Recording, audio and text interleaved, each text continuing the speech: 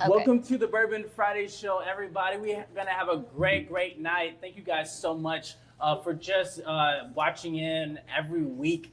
We've been growing this Bourbon Friday show live here at T-Rex. We want to thank you all to all our sponsors out there, EQ for putting this on. So I'm going to run down some startup news, and then we're going to go in and talk to Lisa Yu about a fashion line that she's actually putting out. She's launching her Kickstarter campaign actually next week. So what's up with Facebook? Mark Zuckerberg just testified in front of Congress. That was a very interesting week. Definitely follow up on that. Also, Clever Real Estate. It's a T-Rex company on the first floor. They just closed $500,000 in private investment. This is something that's really good for the startup community. And tonight, at the Cortex, 6 o'clock p.m. There's going to be Sling Health is hosting an annual demo day. So a whole bunch of startups from across the country are going to be talking about different products they have in medical research. Actually, and also Venture Cafe, they're launching the Innovation Hall at the 4220 building in the Cortex district this summer. And we actually have a Bissinger's company that's coming in as a chocolate bar in the Cortex district. So that's gonna be really cool. This summer, there's a lot of stuff happening in the innovation community, and I'm gonna turn it over to my co-host, Nick, and we're gonna dig deep into Lisa Yu as we talk about her startup. All right, well, thank you, Christian. So first of all, Lisa, we'd like to welcome you to the show. Thank you for joining us here on the Bourbon Friday show. And you are in the process of starting a business, and you're going to be doing crowdfunding soon. So your business is called Lux and Nix, right? Yes, okay. It's Lux and Nix, Cool. Greek for light and night. And yes, you're correct. So those are Greek? Okay. Yeah, it's Greek. Didn't realize that. Yeah, it's good. We're Greek in America. I like it. There's actually background behind it if you want to hear about it. Yeah, of course. That's why we're here. Yeah. So actually, the way that it came about was I was driving down Highway 40. I saw this really beautiful pink sunset, and I was at the time trying to find the perfect name for the company. And I was like, the sunset's kind of a representation of a transition in time. Sure. And so I was like looking for things and like in different languages, and I came across Lux and Nix, which means light and night. And I was like, that's perfect because it's a transition in time. It could also mean, change or life changes. Yeah. So that's kind of how the name came about. Great. Yeah. I like always having an interesting story behind the name of a business. Yeah. There's always an interesting story. Yeah. So let's talk about what you make. So you make bags, right? Yes. And actually, you have one behind you. I do. We won't demo it quite yet. We'll get it out in just a minute. But tell us what kind of bags you make, and I know there's also kind of a social mission behind the business, right? Correct. So you can tell us about that as well. Yeah. Okay. So the concept behind the company is we create couture handbags with function for the modern woman. And so what we mean by like function is not only function from the perspective of, okay, it's easy to maintain, there's a line that's highly versatile, but also function from the standpoint that you're going to be productive and making social impact at the same time. You're serving a social function. Thanks. And so we were talking about the social mission. Sure. So from a social perspective, so there's a couple folds. So Lux and Nix is a total social impact company. So, and to us, that means, we want to make our customers happy. We want to make eco products. So our material is eco-friendly and animal cruelty-free. And as well as we want to drive the economy. So that's the third mission of the total social impact. And last but not least, education. So we want to find projects that are education related and help support those. Cool. Okay. Yeah. So how did you get to that point? Because I know a lot of people, they want to start a business, they got a product they design. That would almost be kind of an afterthought for a lot of folks, but it sounds like it's pretty core to your business. So how did you decide to kind of integrate that into the company from the beginning? Good question. And I would agree with you. That was a pretty critical decision I had to make because most startups probably wouldn't consider, I'm going to do a startup as well as give away a portion of my proceeds to someone else. And the thing is, for me, starting this company it means more than just the company itself. It means like actually creating, good in humanity and doing something good for other people. And that's truly integrated with what I believe in. Okay. So, for the education-related project, the first one that we're working on is building a school in South Africa. Oh, really? Okay. Yeah. And so the reason that education is so important to me is because, so for me, I was born from an immigrant family. And so growing up, we didn't have very much. And so, I pretty much babysat myself when I was a little kid. And, Sure. I just remember to myself, as I was taking that frozen McDonald's cheeseburger out of the microwave when I was babysitting myself, hey, I need to get myself out of the situation. So I started working when I was 14 years old. Oh, man. I put myself through college, and I got my master's degree, and then I got an awesome job, and then an MBA, and now I'm starting a company and driving the economy. Wow. So how I saw myself get from a point of, pretty much we were not well off. We were poor, to be frank. So Sure. going from being poor to where I was in my career, I was in my last company, I was a director in corporate finance. Okay. Going from that point to where I got to, and now, opening up my own company and hopefully, doing something good for the humanity is, it's all thanks to education. Yeah. And so for me, that's why I truly believe that if we can provide opportunities for kids that might not have the opportunity, Sure. not every single person lives in America and can get themselves to that point. Like in Africa, there's a lot of kids that their family just can't afford them to go to school. Sure. And it's not their fault, but they, as kids, you don't know what to do. You won't know what to do. Yeah. But I'm not limited to Africa. It just happens that I met a wonderful lady that was the founder of Love Talanga. And so we started collaborating, and I said, hey, I want to be part of this mission of building a school in Africa. Gotcha. Yeah. Okay, so you kind of partnered up with somebody that was already working on this mission? They it haven't sounds started like? yet. Okay, We so- started it together. Very cool. And so she had this idea, and I was like, you know what? Let me help you with my Kickstarter, and then we can figure out other projects down the road until we can get the school funded. That's awesome. Okay, Yeah. so you mentioned the Kickstarter. You're going to Yeah. be using Kickstarter to crowdfund, and I think you said it starts April 17th. Yes, Is that right? April Okay. 17th. Cool. Yes. So how did you decide to go that route and crowdfund the company? So I actually have two product lines. Okay. So we have a demo here. This is for the work and play line. That's what I'm doing via Kickstarter. Okay. And actually, why don't you get that? I'll move some bottles Oh, while okay. you talk. Yeah, so we yeah, can yeah. Check that Sure. out for a second. And so the work and play line is granted, keep in mind, this is my current book bag, so it actually has my stuff in it. Well, it's good. and it's so a I real-life use it. demo. Yeah. I use it. And I guess since it's already in here in front of us, we will just kind of go through this, and then I'll hopefully talk about the Kickstarter as well. Okay. So this is, as I mentioned, the work and play line. It has over 18 compartments and functions. Wow. Okay. Yeah. So it has basically the main compartment as expected for most backpacks. There's about 4 pockets in there. So I have stuff in Yeah. here. I know it's Yeah, full. it's full. I It's use in it. use, Well, that's the good, thing. yeah. The whole concept behind this line is the fact that I wanted a bag to be able to take me throughout the day. Yeah. From the beginning You of the got your day laptop all in the here way. too, Yeah, right? I have my laptop in here. I have my life in here. Wow. Wow. So there's I about need 5 one of compartments. these. Yeah, Yeah, this is great. I know. Put Christian loves it. umbrella on the bottom too, right? You can put an umbrella on the bottom. Yeah. So we haven't gotten there yet, Yoga- but yoga since we're already mat. there, so on the bottom, there's actually utility straps for your umbrella, for your tripod, or your yoga mat. Wow. All right. Yeah. I like it. And then the reason that this line actually started was because I was doing a lot. I was trying to cram a lot into one day. So I start my day with working out, and then I would go to work, and then I would go to after work events. Yeah. Sure. So because of that notion, I actually was like, well, I need pockets for my shoes and my clothes.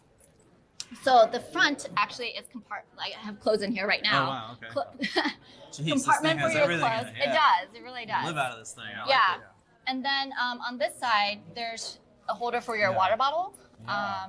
as well as I actually have right now. I have shoes in here. So I literally, this is. I came here. Well, these are my flats. You know, you got to bring flats with you if you're wearing heels. Yeah, Christian, you know that, right? You always Of got course. multiple That's pairs what of you gotta shoes. do. That's what you gotta do. I know you got like 3 pairs of shoes in your bag, right? Yeah, and then here's also for those that like to have easy access to your phone or your card. Okay. Here's like where my business cards are. Oh, Like, okay. So this literally, is like, almost like your yeah. wallet or This purse is like of really it, right? impromptu Yeah. because I actually have not organized this thing. So, Jeez. So what can you not put in here? I mean, is there anything that would not? Sounds like you got your whole You? life inside. we Yeah. can't put So you you in can't it. sleep inside of it. Yeah. No, not quite. No, Okay. no, So not I have quite. a question about the manufacturing. Yeah. I know you mentioned that you had a whole bunch of manufacturers and that you Yeah. overseas. Yeah. Do this? So so this bag actually has a very long history behind it. I guess we're kind of done. So I'm just gonna move this Okay. out. You can get the demo over Yeah. there. Here. I'll grab it for you. So And I dropped it. That's okay. that's what happens live when you, video for when you, you right? drink and handle backpacks. I know I haven't had that much to drink yet, but it Uh, does happen. Yeah. So when I started this, I was still in the corporate world. Again, the inspiration came because I was so busy. I was like, I just need a nice bag, like something nice, quality.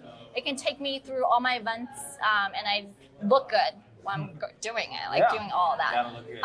Yeah, it's important. So I started developing it. I started off with actually sewing it myself. Oh, really? I learned how to sew. Jeez. I'm not a good sewer. I'm horrible. I learned how to sew, and then I went to a local seamstress, and thinking that seamstresses can make it. I'm like, oh, they sew. Of course they can make it. It's apparently a different skill set. It is. Yeah. And then I looked around St. Louis, and I even went to the New York Garment District, and people weren't fond of this idea because there were so many compartments. It wasn't worth their time, and of course, in business, it's like part of it is okay. Can I make money off doing this? And so I literally had to go through over 40 manufacturers to get someone to say, okay, I would do it, and I would do it with quality.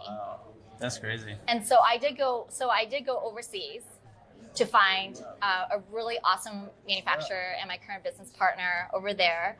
And so it's been wonderful. Like communication, we communicate over WeChat, which is this like Asian platform. It's like WhatsApp, but for Asia.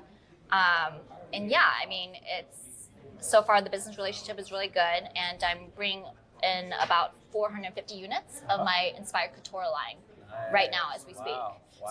So when we talked about the Kickstarter, Sure. I have the Kickstarter for the Work and Play line. The reason that I had to use a Kickstarter for that, going back to your question earlier, is because this bag actually takes a lot of lead time as well as a lot of capital to make. Okay. It takes 8 days and 2 people to make one backpack. Oh my gosh. That's what it's all handmade. That's why it's Yeah, couture. that's It's awesome, handmade. Very nice, The artisans that are working on it, the lead artisans have one has over 30 years of experience, the other one has over 20 years of experience, and everybody else has at least 5 to 10 years of experience. Yeah. So, I mean, these are all handmade. Okay, that's amazing. With so premium I gotta material. ask, what does it Yeah. cost? That's the big question. Yeah, so for retail, it would be $650. Okay. So for Kickstarter, we are actually offering, essentially it's a promotional value because at this point, I'm just starting out. I just want to get my brand out. Sure. So for me, right now it's at $300 for early bird. Okay, so less Yeah. than half price if you do the Kickstarter. Yeah, basically? less than half price. That's awesome. And then if the regular Kickstarter is $350. Okay, So get in early, Gotcha. essentially. So Yeah. last question to kind of wrap things Oh, up yeah. in the interview part here. Kickstarter launches April 17th. Correct. If anybody's watching and they want to keep tabs on this, they want to maybe follow your social channels, and they want Yeah. to get involved with the Kickstarter. What are your Twitter handle and all that kind of stuff for us? Yeah, so the best way is probably just to go to the landing page. In fact, our Kickstarter video is already out there, so if you guys want to check it out, Okay. sign up for the email because then we can keep you updated on what's going on. Another way of being kept updated with the progress is follow us on our Facebook group or Facebook page, as well as we do have Instagram. We're very, very active on Instagram. Sure. So the handle is Lux and Nix for both Facebook and Instagram. We also have a Twitter account.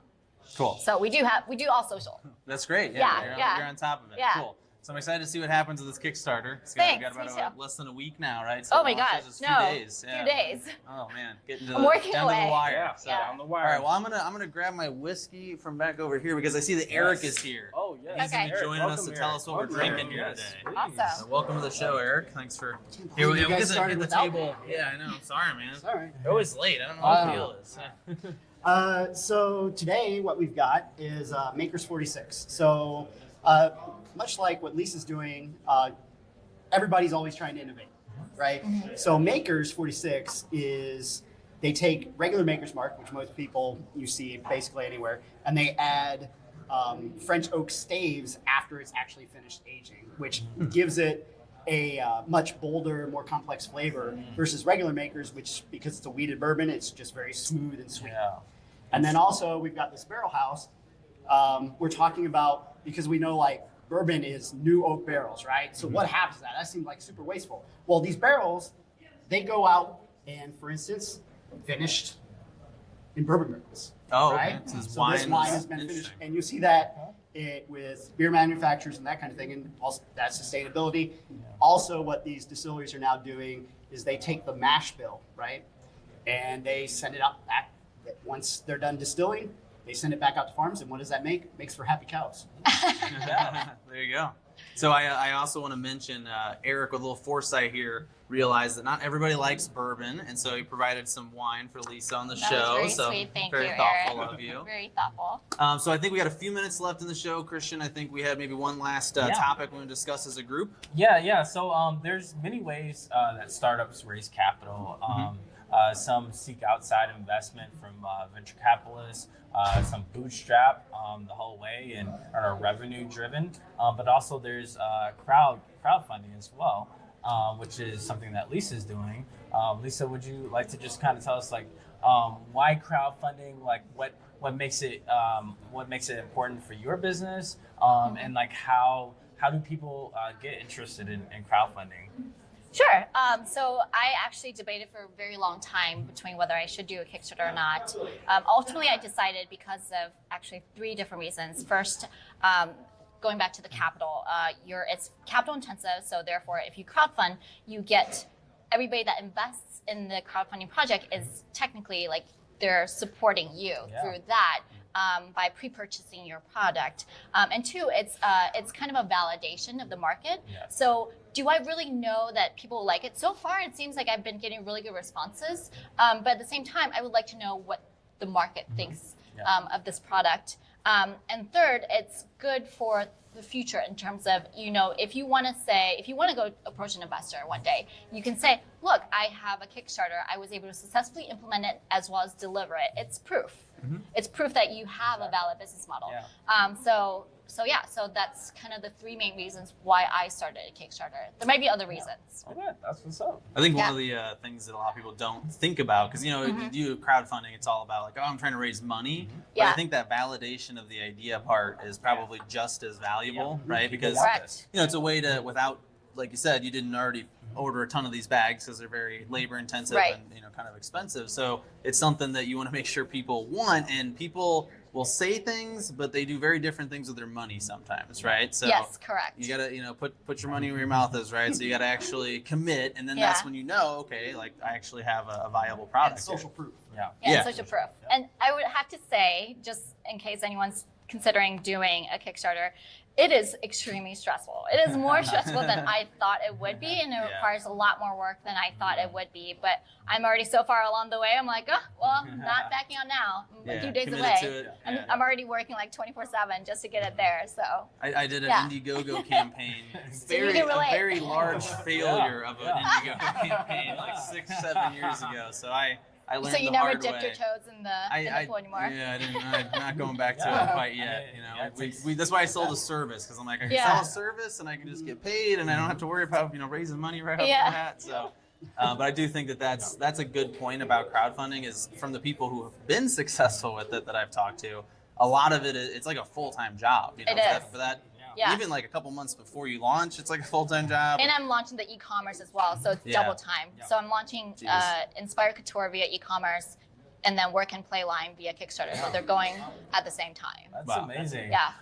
So as a startup, if you're thinking about starting a business and you got to figure out like what is right for you, like are you going to bootstrap? Are you going to look out for VCs or do crowdfunding? So really find a mentor, somebody that can really help you, but also think about joining T-Rex. This is a place where we're a community. We're able to lean on each other, get to know each other, and just ask questions, right, about crowdfunding and all that good stuff. So we are going to actually a live like fashion show that Lisa is gonna do. So we're gonna end this. We're gonna do a live stream in a few minutes on the Multipass Facebook channel in a little bit. So we're really excited. We're live here at T-Rex with the Bourbon Friday crew. Thank you guys so much. We got a nice crowd out here. See you guys next week on the Bourbon Friday show.